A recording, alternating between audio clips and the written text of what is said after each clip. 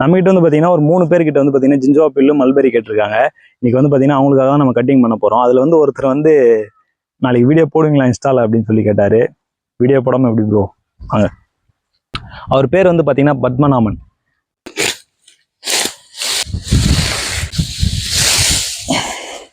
ஜிஞ்சோவோட வளர்ச்சி மட்டும் இப்படி தான் இருக்கும். ரொம்ப ஹைட்டு போகும், அந்த வெயிட் தாங்க முடியாமல் அது படுத்துக்கும். அதனால பார்த்தீங்கன்னா நமக்கு அந்த ஹைட் தெரியாது. நம்ம வெட்டி தூக்கும் போது பார்த்தீங்கன்னா தெரியும். இந்த அளவுக்கு நம்மளோட தாண்டியே போகும் அந்த ஹைட்டு.